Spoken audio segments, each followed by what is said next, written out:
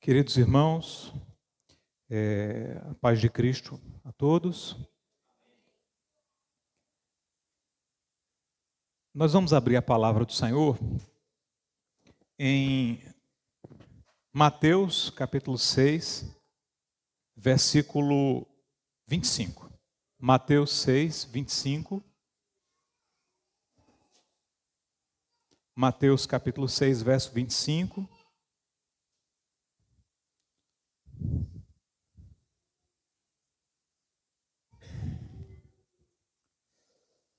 E vamos deixar nossa Bíblia aberta.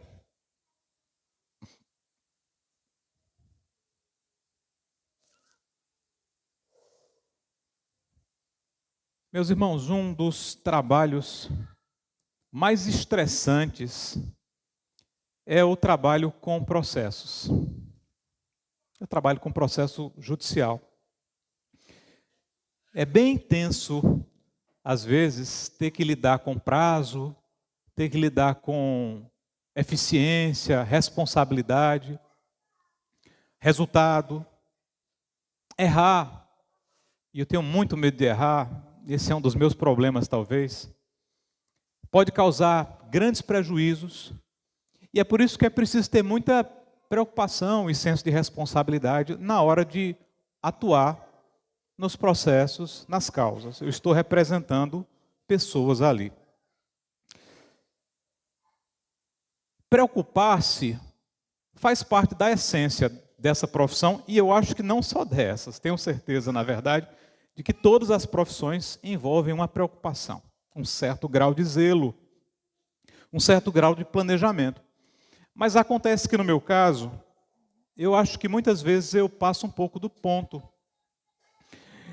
E aquilo que deveria ser saudável e natural, a preocupação, ela passa a ser pecaminosa. Eu me preocupo demais, excessivamente. Eu estou aqui confessando aos irmãos um pecado, e eu acho que esse é um pecado do qual todos nós sofremos, com o qual todos nós sofremos um pouco, não é verdade? Por esses dias eu estava bem preocupado. Peguei uma causa um pouco mais tensa, e até murmurei, confesso mais um pecado. Disse, meu Deus, por que inventam tanto problema? E segundo, por que esse problema vem cair logo no meu colo, porque não caiu na mão de outro? E aí, acordei mais cedo, não consegui dormir tão bem nesse dia. Peguei o cafezinho da manhã, liguei o computador e comecei a trabalhar. O lugar em que trabalho é no meu quarto, um dos quartos da minha casa. E nesse quarto tem uma janela. Fica o meu computador de um lado, uns livros atrás, e fica uma janela assim, na lateral direita. Ao lado da janela tem uma árvore. E trabalhando, algo me distraiu, o que não é muito difícil. De repente um passarinho começou a saltitar, passarinho do gogó amarelo, começou a saltitar sobre a árvore, a assobiar e a beijar uma flor arroxeada. E aí eu fiquei, livro de um lado, cafezinho do outro, teclado na mão, e eu desconcentrado vendo o tal do passarinho. E aí eu me lembrei de Mateus capítulo 6. Me lembrei do Sermão do Monte, quando Jesus fala das aves, fala dos passarinhos, ele fala dos lírios do campo. E eu consegui, naquele momento de tanta preocupação, de tanto estresse, eu consegui perceber a beleza daquela flor roxa e daquele pássaro. E aquilo trouxe para mim uma tranquilidade pela lembrança do sermão de Cristo. Não se preocupem, olhem as aves, não se preocupem, olhem as flores. Foi o que Jesus falou. Irmãos, que Deus grande é o Criador do passarinho e que Deus grande é o Criador da flor. Que Deus amoroso é o nosso Pai do céu.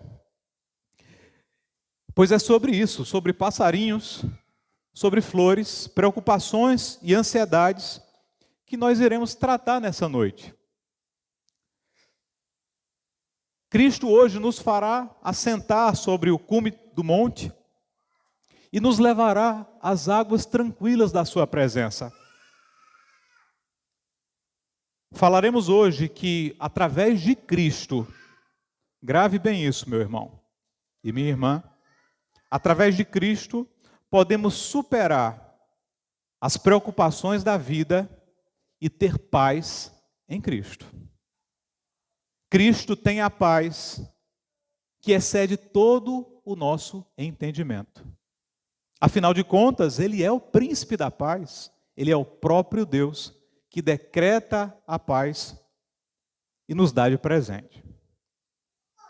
Vamos ler a palavra do Senhor? Mateus 6, 25, diz assim: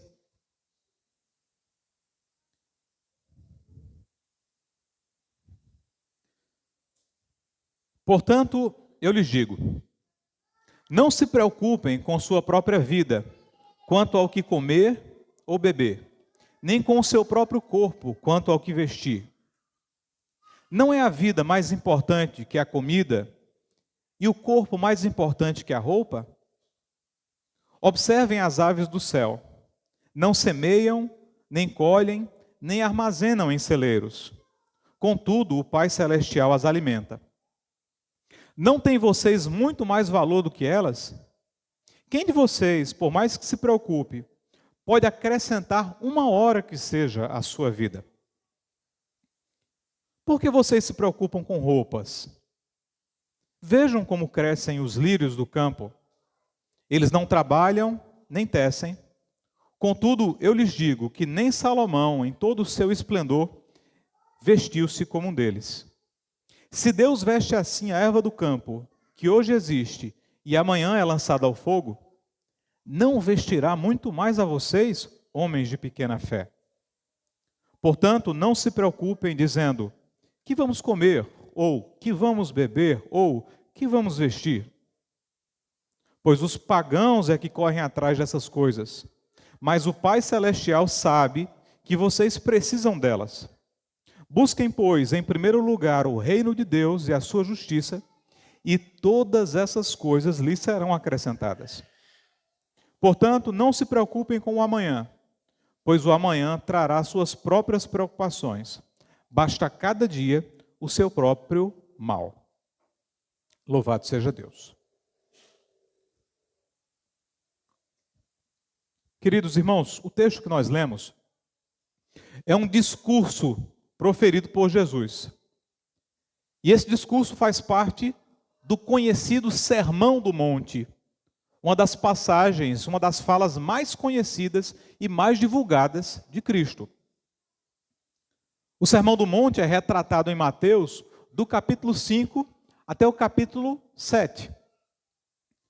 E especialmente nesse capítulo 6, cujo trecho nós lemos, Jesus está tratando diretamente de problemas que afligem o maior problema de todos, do ser humano. Algumas pessoas acham que o maior problema do ser humano é relacionado à economia. E dizem assim, ora, se todos tivessem um prato de comida, todos seriam felizes. Outras pessoas dizem que o problema das pessoas é participação política, talvez. Se todos pudessem participar mais, todos seriam felizes. Mas a verdade, meus irmãos, é que, por mais que nós tentemos resolver os nossos problemas com prato de comida ou com participação política, nada disso é capaz de resolver o problema do ser humano. E a história está aí para provar exatamente isso. Mudamos os governos, mudamos os regimes econômicos, mudamos tudo. E sempre falamos em mudança. Todos os anos nós dizemos, vamos mudar. Todas as eleições nós dizemos, vamos mudar. Mas no fim, permanecemos com o mesmo problema. E Jesus está atacando exatamente esse problema. Jesus está mexendo justamente na ferida. E qual é a grande ferida? É o coração. Então, Mateus capítulo 6 é o trecho do Sermão do Monte em que Cristo vai atacar a raiz da amargura, a raiz do problema, o coração.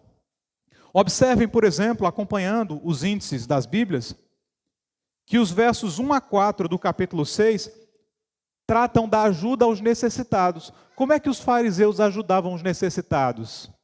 Tocando trombeta. Eles faziam uma coisa para que todos vissem. Qual era o problema deles? Coração. Tinha um ídolo ali. Qual era o ídolo? A vanglória, a vaidade e o orgulho. O coração estava encharcado do ídolo, do ego, do orgulho. Então Jesus vai dizer, olha, quando vocês forem ajudar o necessitado, não façam como os hipócritas que tocam as trombetas. O vosso Pai Celestial vos recompensará. É assim que vai terminar o verso 4. Então Jesus está atacando um ídolo no coração. Jesus está lançando um aguilhão contra o ídolo da vanglória, do orgulho.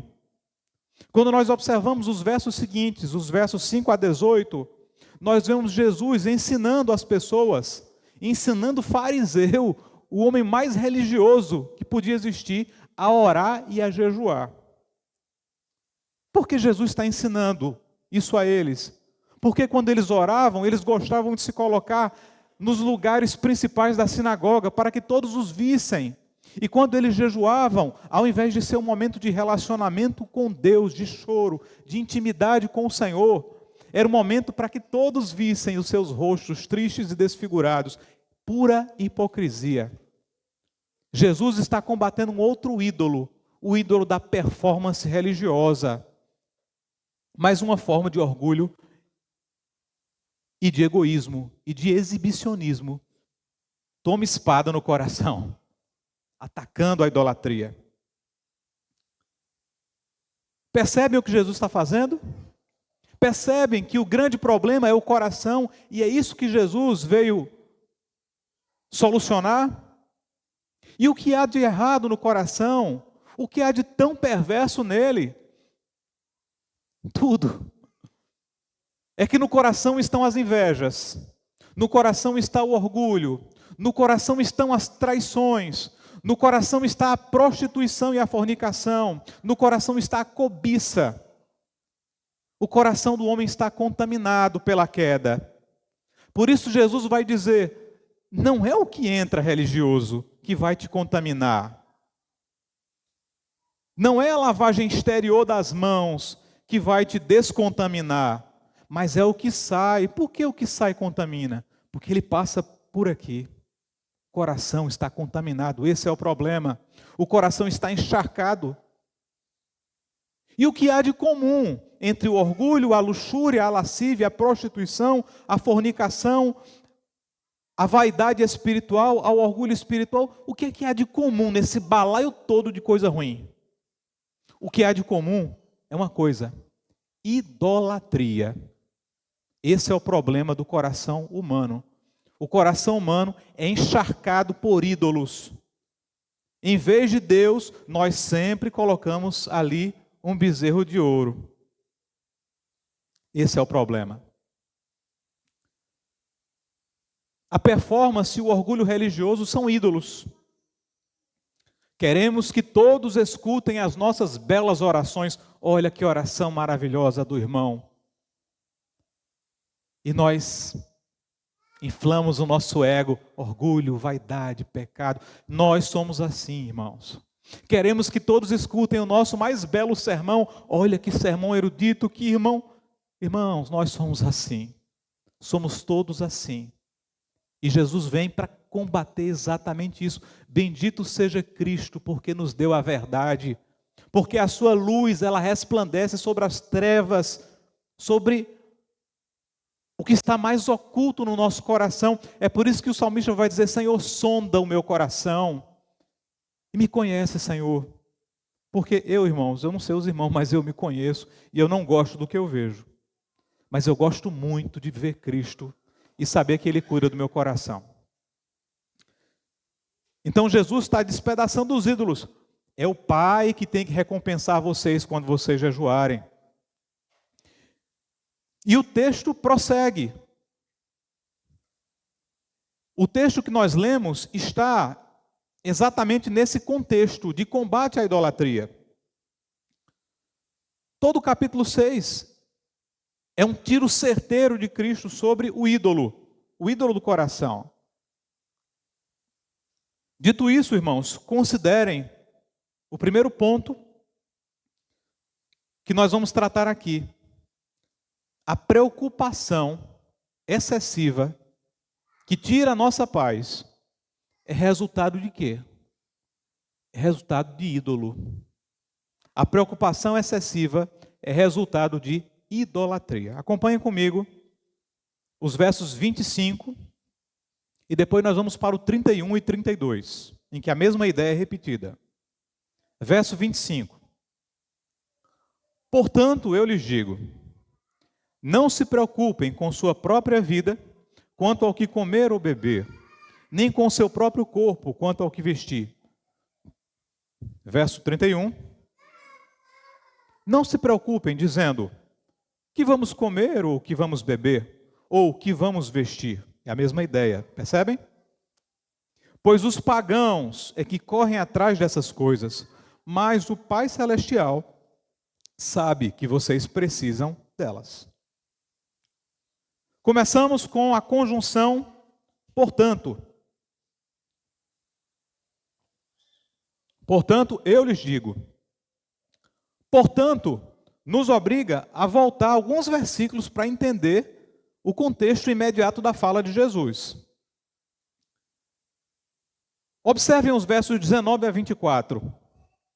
O que Jesus está fazendo nos versos 19 a 24? Ele está dizendo, vocês não podem servir a dois senhores. Vocês vão ter que escolher, ou servem a Deus, ou servem o dinheiro. Os olhos de vocês estão contaminados, porque vocês só veem coisas materiais, vocês só querem dinheiro. Então Jesus está combatendo mais uma idolatria, o amor ao dinheiro.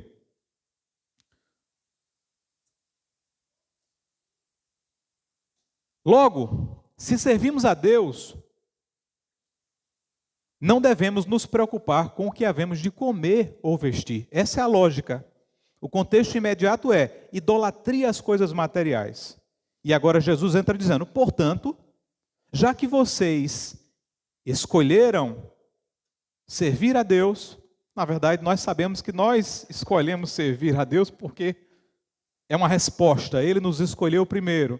Então, se nós somos crentes, o texto aqui ele vai se dirigir aos crentes em geral. Essa é uma mensagem para nós, que somos crentes, que confiamos no Senhor. Então, vocês, portanto, vocês, que não servem a mamon, que não servem ao dinheiro, mas que servem a Deus, portanto, eu lhes digo, não se preocupem. É o que o Senhor está dizendo. Não se preocupem com o que vocês vão comer, com o que vocês vão beber ou com o que vocês vão vestir. Não se preocupem. Como é bom ouvir isso, né, do Senhor.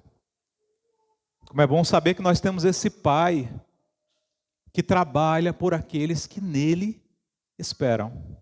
Como é bom saber que o Senhor dá aos seus amados, aos crentes, enquanto eles dormem.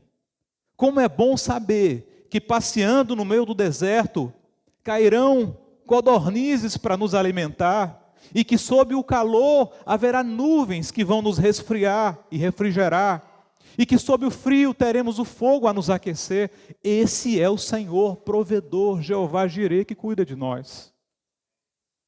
Não se preocupem, a forma original grega, de que se vale aqui o Senhor, o escritor, ao mencionar as palavras, Mateus, merimnat, né? Merimnat, ela traz duas ideias. Primeiro, a de ansiedade. Mas em algumas passagens da Bíblia, essa mesma expressão, se preocupar, merimnat, é utilizado com a ideia de inquietação que divide a atenção. Por exemplo, quando nós observamos Marta, em Lucas capítulo 10, verso 41, nós vemos que Marta estava inquieta, merimnat, com muitas coisas, com muitos afazeres, a ponto de desviar a sua atenção. Ela não prestava atenção em Cristo, porque ela estava preocupada com seus afazeres. E me parece, irmãos, que aqui os dois sentidos são pertinentes para nós. Jesus não quer que nós vivamos como os pagãos, ansiosos, respirando bens materiais. E Jesus também quer que o nosso coração por inteiro seja dele. Mais como Marta, aliás, mais como Maria e menos como Marta. Então essa é a ideia. Duas coisas do verbo. Não esteja ansioso. Não se preocupe. Eu estou aqui. Sou eu que falo com você, né? É Cristo. Sou eu sou Deus, né? Eu lhes digo, porque essa forma, eu lhes digo, não era comum aos profetas. Os profetas não chegavam para o povo e diziam assim, Elias, eu lhes digo. Não. Elias chegava e dizia, assim diz o Senhor. Mas agora quem está falando é o eu sou. E ele vai ter que falar em primeira pessoa, porque ele é Deus, ele é o Senhor, ele cria os mandamentos. Eu lhes digo, é um novo mandamento. Não se preocupem, que o coração é o problema de vocês, que está tão encharcado por problemas, que está tão encharcado por dinheiro, que está tão encharcado por orgulho, por pretensões humanas. Não se preocupem, esvazie o coração, porque eu vou reinar aí. Não estejam ansiosos, não estejam divididos. Então Jesus está repreendendo a nossa síndrome de Marta. Eu acho que todos nós aqui padecemos um pouco dessa síndrome. Estamos preocupados com tantas coisas e perdemos muitas vezes a melhor parte de tudo.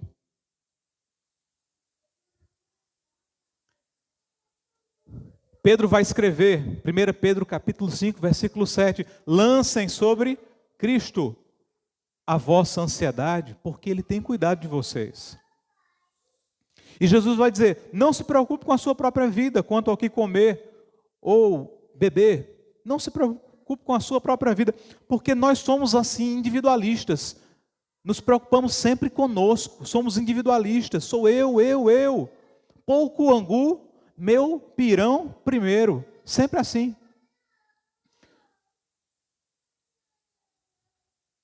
Então o Senhor Jesus vai utilizar um argumento aqui. Ele vai partir do maior para o menor. Ele vai dizer assim, não se preocupem, porque se o Senhor é o Deus da vida, e se Ele deu vida a vocês, se Ele fez o mais difícil, que é dar vida a vocês, Ele não vai cuidar do corpo de vocês? Não é a vida maior que o corpo? Se Ele fez o principal, que é nos dar a vida, Ele não vai nos dar o acessório, que é cobrir o nosso corpo? Fica claro no texto, então, que Jesus faz uma oposição entre a preocupação e a vida. Quanto mais preocupação, menos vida. Quanto menos preocupação, mais vida. Porque são elementos opostos. E é pura verdade, irmãos. Quanto mais você se preocupa, menos você resolve os problemas e mais você deixa de viver. Quanto menos você se preocupa, mais você vive, né, com qualidade e dependência de Deus. A Bíblia vai dizer que a ansiedade abate o coração do homem. Agora sigamos para os versos 31 e 32. Portanto, não se preocupem dizendo que vamos comer, ou que vamos beber, ou que vamos vestir, pois os pagãos é que correm atrás dessas coisas. Mas o Pai Celestial sabe que vocês precisam delas. Observem como o texto é incisivo. O texto está dizendo que quando nós vivemos correndo, escravizados pelo dinheiro, escravizados pelos bens de consumo, nós somos como pagãos. Meu Deus, que mensagem forte, né, do Senhor. Percebam portanto, que a preocupação ela está associada a paganismo. Ou seja, é exatamente isso. Jesus está combatendo um ídolo pagão dentro de nós, cujo principal sintoma é a preocupação.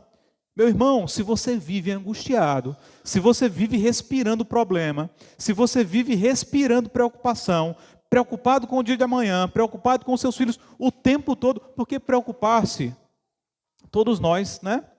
Mas se nós apenas respiramos a preocupação e a aflição, precisamos verificar se não há uma doença lá no nosso coração, chamada idolatria e paganismo.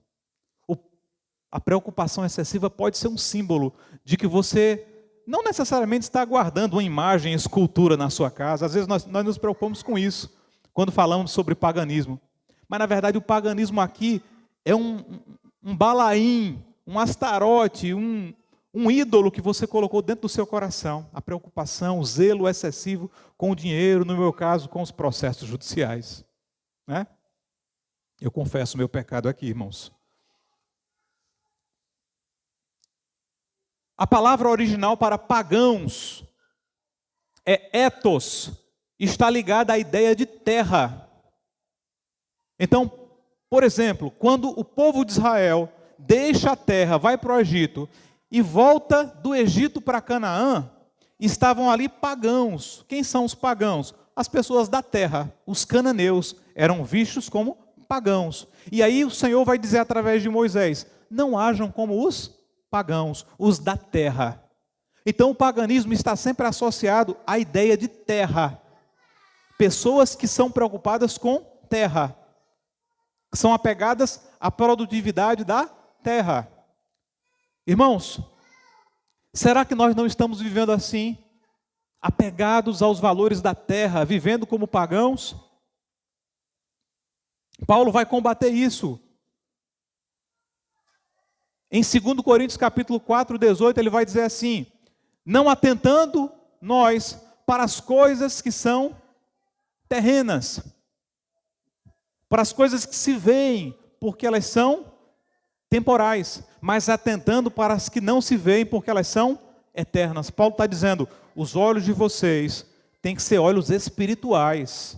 Vocês não podem ser crentes carnais, crentes apegados ao dinheiro, como os pagãos. É a mesma linguagem.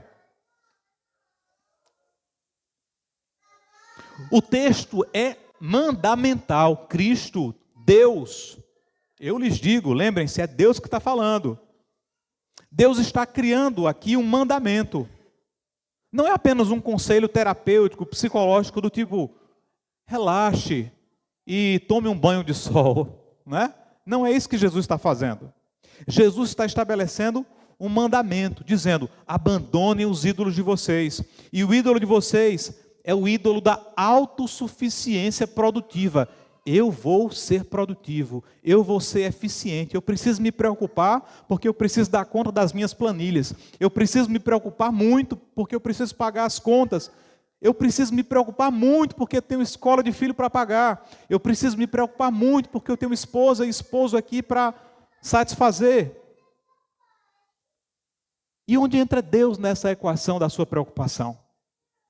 Pode observar, quando nós estamos excessivamente preocupados com alguma coisa, nós pensamos em tudo, em milhões de soluções para resolver a preocupação. Só não pensamos em Cristo. Justamente porque colocamos um ídolo e tiramos Cristo do cenário, colocamos ele no cantinho do quarto. Mas abra a janela e veja o passarinho, porque Cristo está falando conosco pela sua palavra. Olhe para Jesus, olhe as aves do céu. Jesus está trabalhando por nós. Queridos, é errado trabalhar? De maneira nenhuma. É errado ter prazer, conforto? De maneira nenhuma. Tudo que a Bíblia condena é preguiça. Olha as formigas aqui na Bíblia. Vai ter com a formiga. Agora, respirar de um lado para o outro, bens, dinheiro, bens de consumo, isso é pecado, irmãos. Vivemos sonhando com o carro do ano. E quando o ano passa, já queremos o novo. Juntamos dinheiro para comprar um iPhone 15. E quando compramos, já queremos o 16. O tecladista, ele compra um Cássio e fica super feliz, mas daqui a pouco só serve o Nord. O do violão toca o seu Giannini super feliz e daqui a pouco ele quer um Yamaha. Irmãos, nós somos assim, né? Nós somos assim. Os pagãos, eles vivem como consumidores. Tudo é consumo, tudo é consumo. Somos dominados pelo consumo. Não podemos ver uma propaganda, uma pechincha qualquer e nós queremos comprar e comprar e comprar. E o nosso dinheiro, os nossos recursos são para consumir.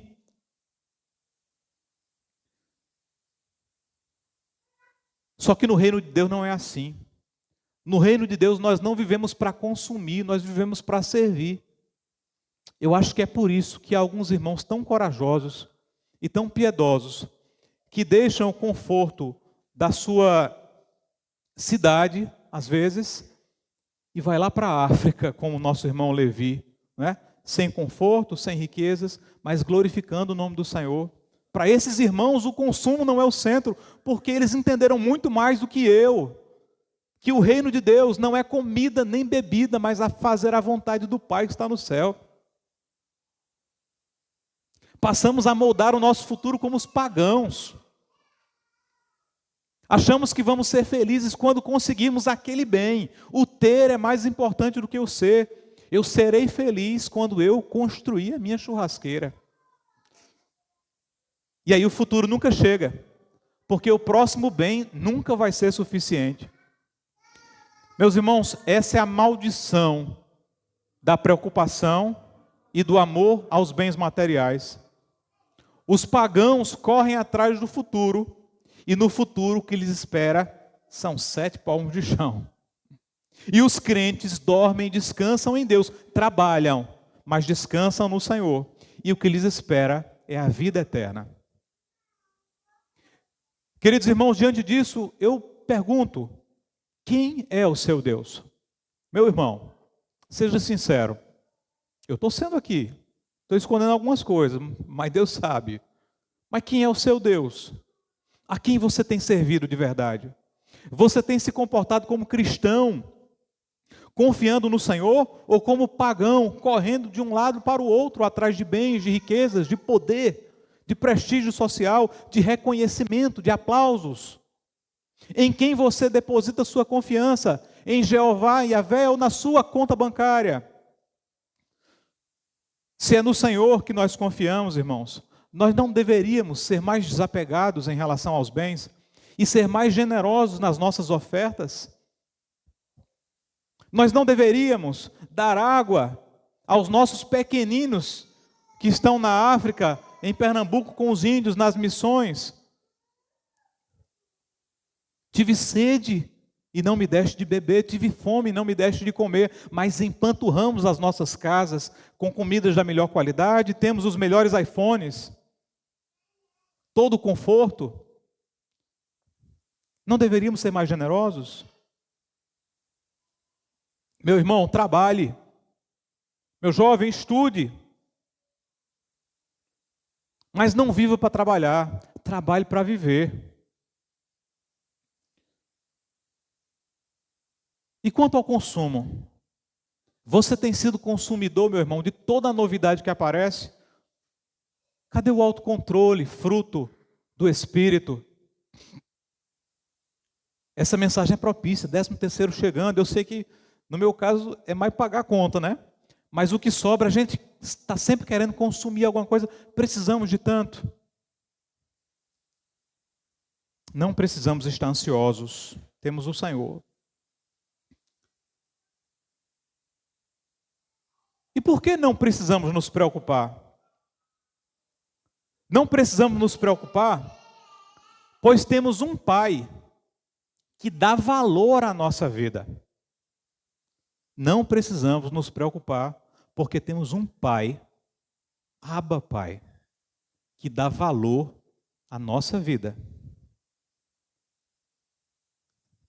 Verso 26. Observem as aves do céu. Não semeiam, nem colhem, nem armazenam em celeiros, contudo o Pai Celestial as alimenta. Não tem vocês muito mais valor do que elas? Queridos irmãos, uma das coisas que eu mais gosto quando eu assisto o filme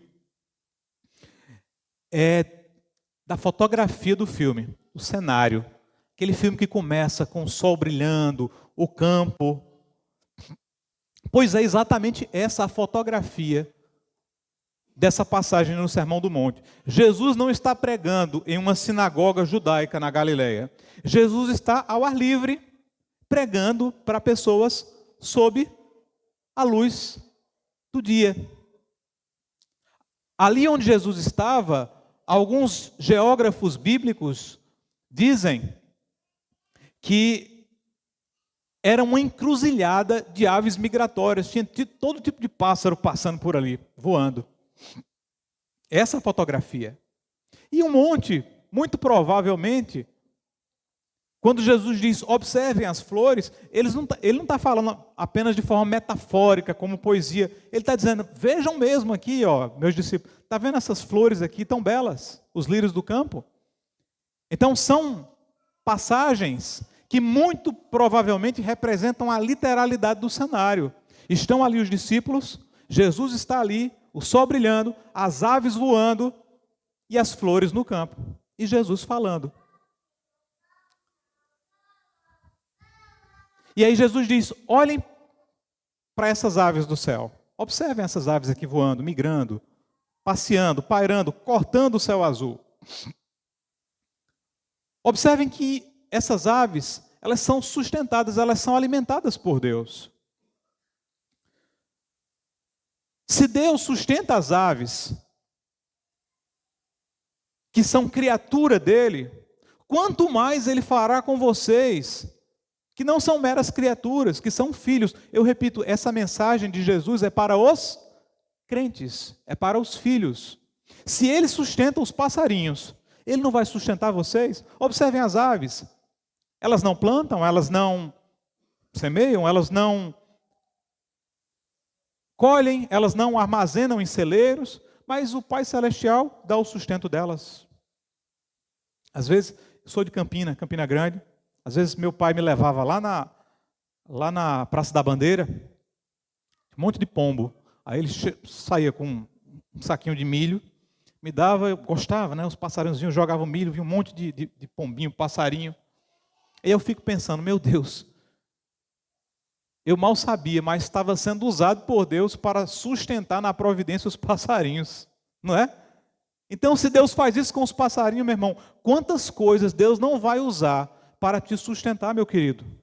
Os irmãos percebem que é totalmente sem sentido nos preocuparmos diante do tamanho do Deus que nós temos, o Deus que fez todas as coisas. Ele não vai nos sustentar, Ele sustenta o pássaro, Ele não vai nos sustentar. Meus irmãos, o sustento das aves é muito simples quando comparado com os nossos processos. A ave vai lá, pega a minhoquinha, dá na boca do filhotinho, né? Come um vermezinho, um inseto. É simples. Os nossos processos são mais complexos. Errado não. Deus nos deu racionalidade para plantar, esperar a estação, calcular chuvas, calcular quanto eu vou armazenar. Isso é bom. É bom que nós sejamos organizados e que nós sejamos eficientes na organização dos nossos processos de trabalho. Isso é bíblico, isso é bom. Agora, o problema é quando eu começo a antecipar as coisas. Então, no exemplo da agricultura aqui que Jesus dá, aí eu começo, meu Deus, será que vai chover? Aí eu me preocupo se vai chover. Aí chove. Choveu, graças a Deus. Aí de repente eu planto. Aí a minha próxima preocupação é, será que vai vir um bicho aqui, uma praga, e vai destruir a plantação? Aí não vem. Aí vem o tempo da colheita. Aí no tempo da colheita, será que os celeiros estão suficientes para armazenar tudo isso? Aí dá certo. E aí eu armazeno em celeiros. Depois que eu armazeno em celeiros, eu penso, será que a economia vai suportar vender, comprar todos esses grãos? Nós vivemos assim, antecipando o problema. Vivemos o futuro, esquecemos o presente, e aí nem vivemos o futuro, nem vivemos o presente. Aproveita o dia de plantar, seja feliz no dia de plantar, leva os seus filhos para plantar com você, meu irmão. Aproveita o dia de colher, vai com tua esposa e colhe junto com ela, aproveita o dia. Por que você vive o amanhã e esquece o hoje? É por isso que nós estamos infelizes, muitas vezes. Aproveita o presente chamado presente.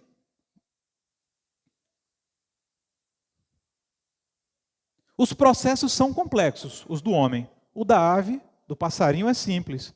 Mas o que tem a ver ave com homem? Tudo. Na essência, é tudo igual. Deus é o mesmo que sustenta as aves e os homens.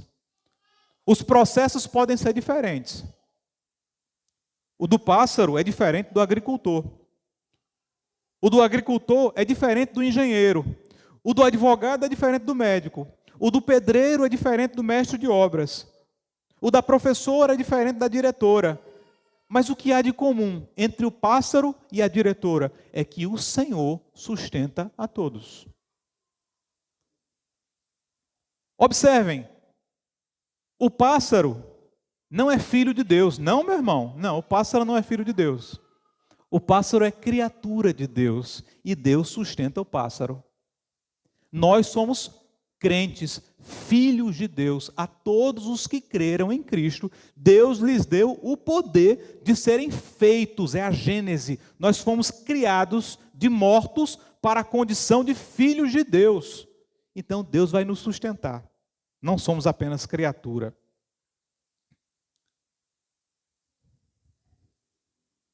Meu irmão, talvez você ache que os seus problemas são complexos demais. São muito diferentes dos pássaros. Uma coisa é o passarinho, outra coisa sou eu. Nisso aqui ninguém pode me ajudar porque é muito específico. Só eu sei resolver isso aqui. E aí você fica ansioso por isso. Não é verdade. Para você o seu problema é complexo. Mas para Deus o seu problema é do tamanho do problema do passarinho. Não estou menosprezando o seu problema, não. Para mim pode ser complexo também. Mas para o Senhor não há impossíveis. Louvado seja o nome do Senhor.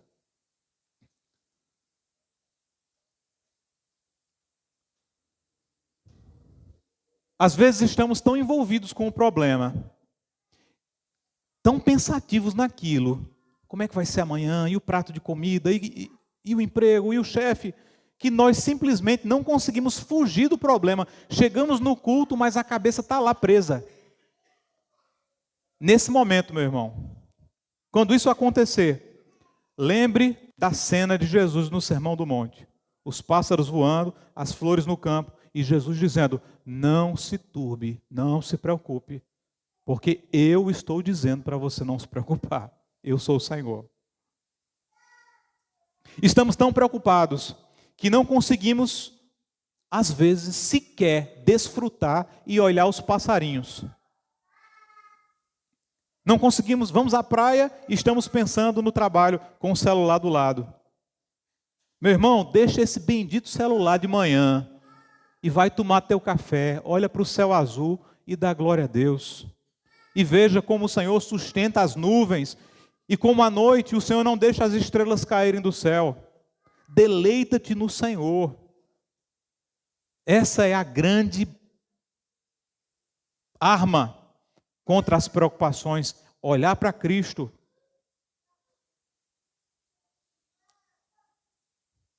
Nós temos um Pai, irmãos. Nós não somos apenas criatura como as aves. Nós temos um Pai. Perceber o Senhor como um Pai faz toda a diferença. Eu conheço algumas pessoas que tiveram problema com paternidade. Eu conheço uma pessoa especificamente que ela às vezes me confessa assim, Yuri, às vezes eu não consigo entender o tamanho da dignidade da paternidade de Deus, porque meu pai, ele foi muito violento comigo. Meu pai muito batia, e às vezes eu não consigo entender o tamanho dessa paternidade, né? Em tempos de tanto problema com paternidade e maternidade, às vezes isso acontece. As pessoas distorcem a perspectiva paterna de Deus por causa das suas experiências, dos seus sofrimentos pessoais. Mas lembre-se, meu irmão e minha irmã, talvez você tenha tido um pai ruim, mas esse pai aqui é aquele que te ama tanto, que deu o seu único filho para morrer por você. e que te considera digno e valioso. Meus irmãos, valemos muito mais do que as aves. Somos filhos de Deus, adotados, estávamos mortos, mas Ele nos deu vida, e não só nos deu vida, Ele nos comprou, e não só nos comprou, Ele nos adotou, e em Cristo, co-herdeiros de Deus, nós nos tornamos através da pessoa de Cristo, irmãos. E por que mais não deveríamos nos preocupar? Observem os versos 27 e 28.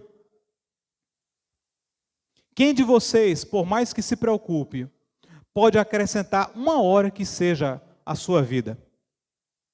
Por que vocês se preocupam com roupas? Vejam como crescem os lírios do campo, eles não trabalham, nem tecem. Contudo, eu lhes digo que nem Salomão, em todo o seu esplendor, vestiu-se como um deles. Se Deus veste assim a erva do campo, que hoje existe, e amanhã é lançada ao fogo, não vestirá muito mais a vocês, homens de pequena fé. Veja, no exemplo das aves, o que se destaca é Deus como Pai. Se Deus é o Pai de vocês, vocês não precisam se preocupar. Agora, o que se destaca é a diferença entre nós e as plantas e as flores, no sentido de tempo. As plantas, por mais belas que sejam, logo murcham, né? Não são para sempre, e logo elas vão se tornar palha que vai ser queimada pelo fogo. É porque a palha queimada pelo fogo, porque naquela época a principal fonte de calor, de energia, nos dias de Jesus, não era o carvão, era a palha seca. Eles pegavam a palha seca e utilizavam para produzir calor, tá? Era a fonte de energia deles.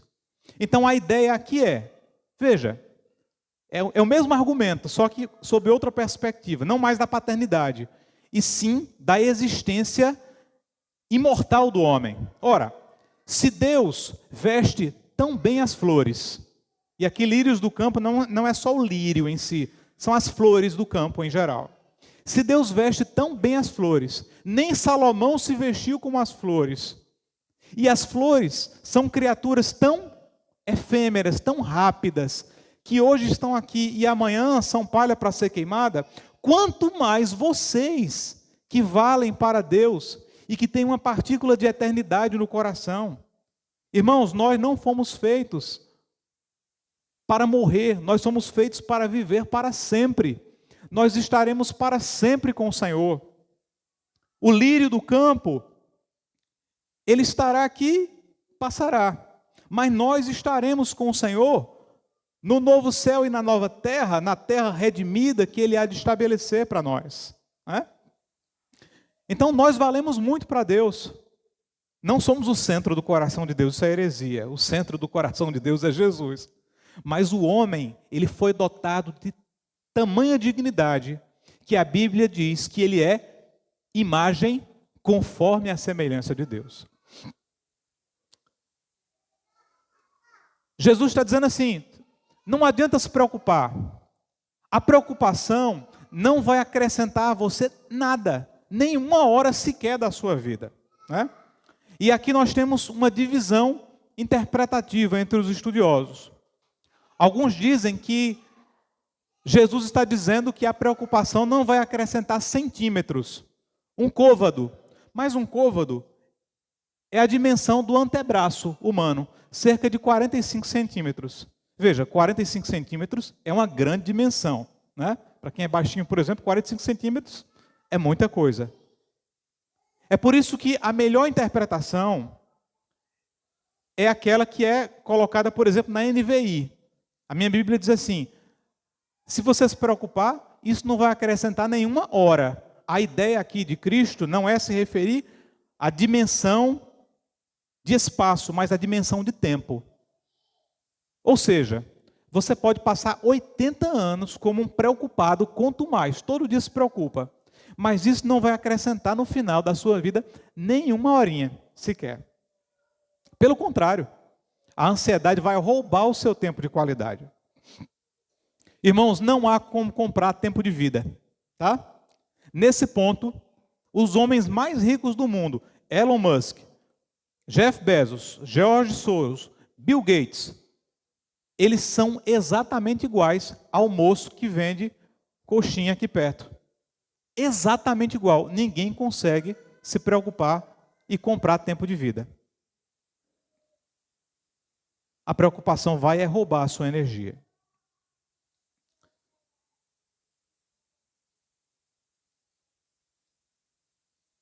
Queridos irmãos, se o Senhor é tão detalhista com a natureza, se Ele veste tão bem as plantas, né?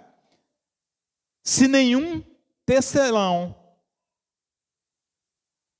se nenhum modista de Salomão se compara ao Senhor que faz as flores, se Ele é tão detalhista com a natureza, Ele não vai ser detalhista no cuidado conosco, que somos imortais e que moraremos com Ele para sempre na glória?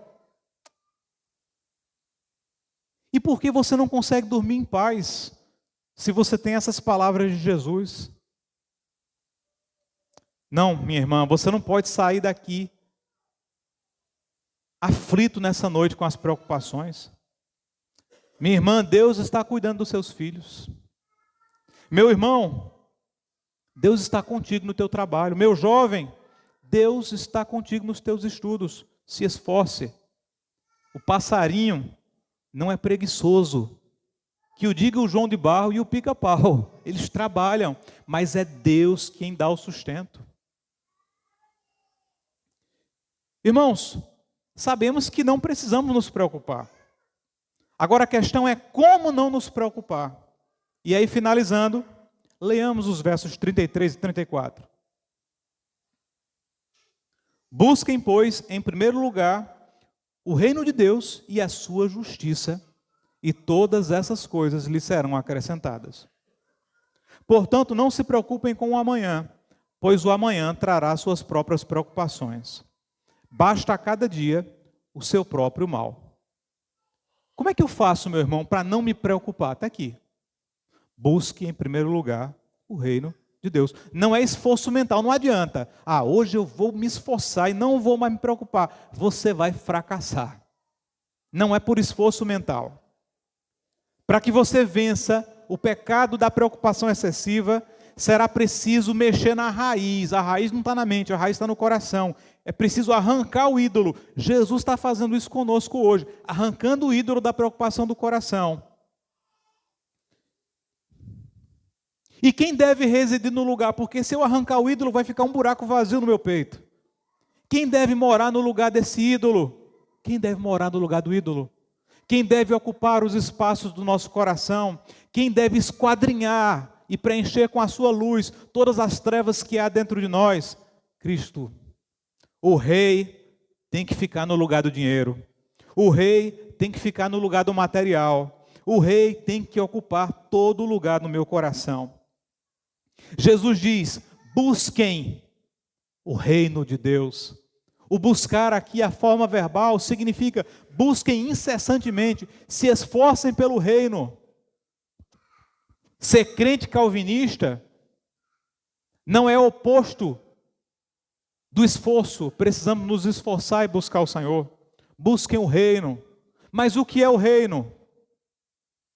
O reino é o rei. O rei, Cristo, tem que morar no meu coração. O que é o reino? O reino é o povo do reino. Precisamos viver, não para ser servidos, mas para servir o nosso irmão. Quando eu sirvo o meu irmão, eu estou buscando o reino. Terceiro, o reino é a expectativa. Jesus, no mesmo capítulo 6, ao orar, diz assim: venha o teu reino. Então, buscar o reino é viver na expectativa de que em breve toda preocupação cessará, toda lágrima será enxugada, porque o rei virá e vai nos consolar de uma vez por todas e para todo sempre. Busquem o reino e a justiça. O que é a justiça? A justiça de Deus, do reino, é uma nova ética, é uma nova forma de viver. Se você batia na sua esposa, busque o reino, você não vai bater mais, porque a ética do reino não te permite fazer isso.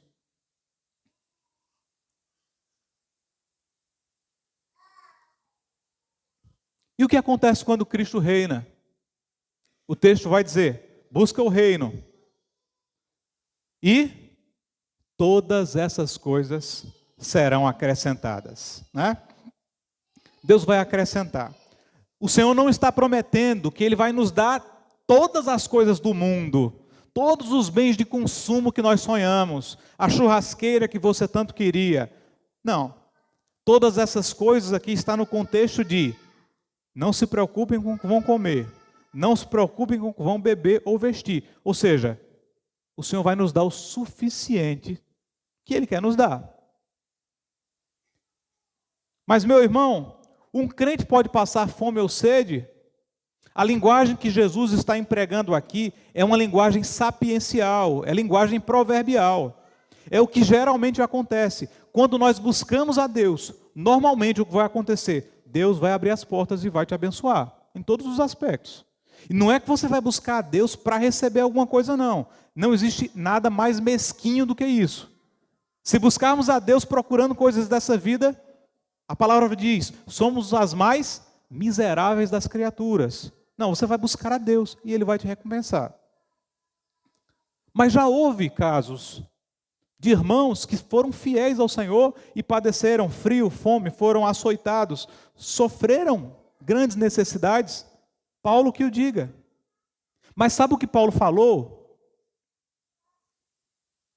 Passando por privações e fome, Paulo disse assim, eu estou certo de que nem anjos, nem principados, coisas do presente ou do porvir, nem fome ou nudez, nada disso poderá me separar do amor de Deus que está em Cristo Jesus.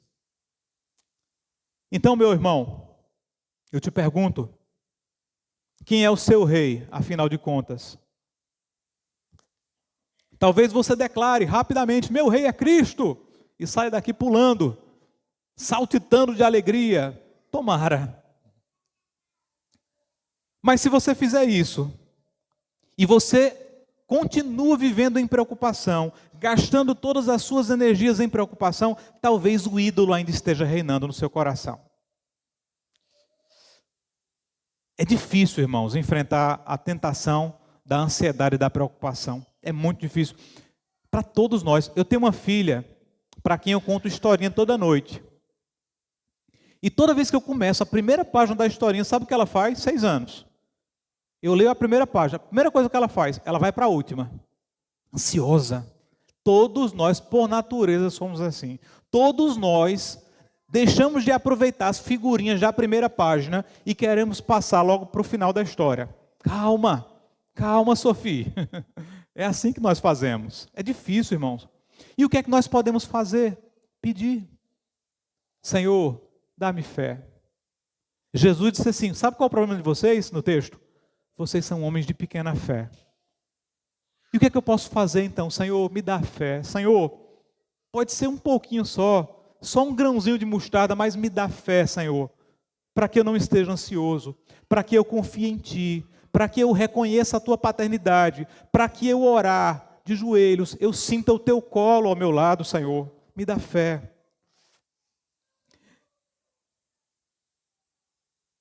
Olhemos os pássaros, olhemos as flores, acalmemos o nosso coração, porque Ele cuida de nós. Eu queria dar uma palavra final para alguns irmãos. Irmãos, acontece na igreja também, que sofrem com transtornos mentais, né? E que por conta de transtornos mentais são ainda mais ansiosos. Isso aumenta a ansiedade. Nesse caso, a química do cérebro, ela dificulta ainda mais a batalha contra a ansiedade. Isso é consequência desse nosso mundo fraturado de Adão e Eva. Contudo, meu irmão, você que passa por isso, que tem ansiedade patológica, que sofre com alguma doença de ansiedade também, olhe para Jesus e saiba que Ele é poderoso para tocar em sua mente e acalmar o teu coração. Tenha fé em Cristo, não deixe de tomar os remédios, pelo amor de Deus, prescritos pelo seu médico. E não despreze o cuidado dos seus familiares. Lembre-se de que Deus também usa pessoas para acalmar o teu coração, inclusive médicos. Meu irmão, sobre o meu quarto de trabalho, quartinho lá dos meus processos. Sinceramente, sabe? Às vezes me dá vontade de derrubar a parede inteira para ver só a árvore e os passarinhos. Eu preciso ouvir mais o canto dos pássaros e me lembrar do meu mestre, do meu Deus. Eu preciso tomar mais banhos de sol e contemplar como é grande o Deus que pintou a natureza com cores tão vívidas. Eu preciso colocar os pés na areia e ver os meus filhos e a minha esposa brincando na praia e deixar o celular, esse bendito celular e os compromissos em casa. As preocupações roubam isso de nós, irmãos. O ídolo rouba isso de nós. Nós estamos cercados de presentes tão grandiosos, filhos, amigos, lugares lindos, irmãos, igreja, e nosso coração está sufocado pelas coisas da vida, como aquela semente que cresceu entre os espinhos. Mas por causa de Cristo, e essa é a boa nova do Evangelho, por causa de Cristo, não precisamos nos preocupar tanto, não precisamos performar tanto, porque Ele fez tudo por nós, e Ele nos acrescenta todas as coisas graciosamente. Assim nós podemos nos regozijar e aproveitar o hoje, que é o presente que Deus nos deu. O amanhã, isso é outra história. Amanhã eu vou ler a minha Bíblia e ser consolado por Deus de novo, porque as misericórdias do Senhor se renovam todas as manhãs. Amém, irmãos? Fechemos nossos olhos, oremos ao Senhor.